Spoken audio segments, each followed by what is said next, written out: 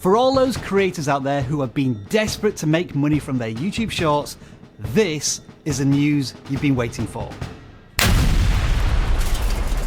But, as always, there's a few finer details we need to work through that impact not just shorts creators, but all creators on YouTube. We already know about the new monetization requirements. 1,000 subscribers and 4,000 hours of watch time over 12 months, or 10 million YouTube Shorts views over 90 days. And we already know that instead of the current YouTube Shorts Creator Fund, there is going to be a new ad revenue-based system of making money from Shorts content. But what we didn't know was when this was going to kick in, until YouTube recently updated their support pages. I've linked to the appropriate one in the description just below the like button, and it states revenue sharing for Shorts ads will begin on February 1st, 2023.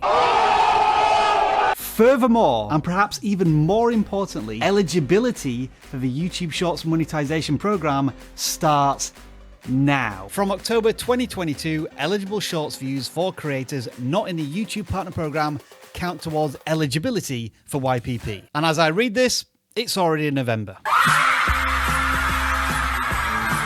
In other words, from this point on, every single view you get from a YouTube short counts. So if you can get 1,000 subscribers and 10 million YouTube Shorts views in November, December and January, your channel is ready for monetization in February. Now, as of time of recording, YouTube haven't updated their monetization page for creators not in YPP. But I assume they'll add some form of tracking for Shorts views that might look like this.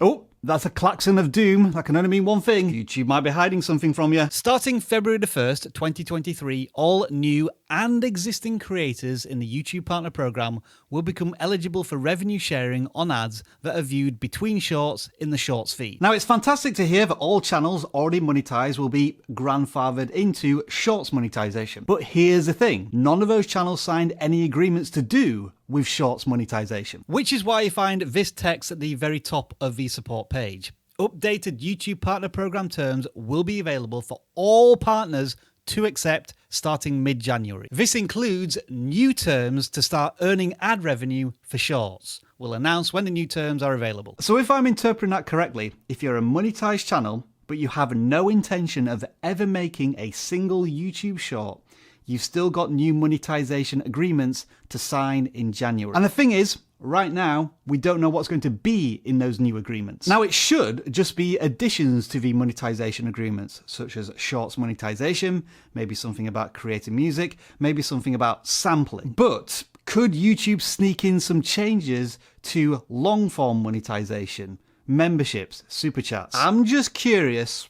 That's all I'm going to say. I think for creators already in the YouTube Partner Program, they'll probably want to go through those changes to the agreements with a fine-tooth comb. And of course, if we find anything, we'll let you know, which is why you probably want to subscribe. YouTube seem to think that the average Shorts creator will earn more money through the new ad revenue system versus the old Shorts fund model.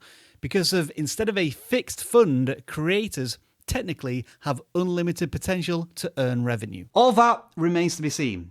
But it didn't stop me having a stab at the calculations, and I came up with a figure of $333.33 per creator from YouTube Shorts. And if you want to know how I got to that number, the video is over here.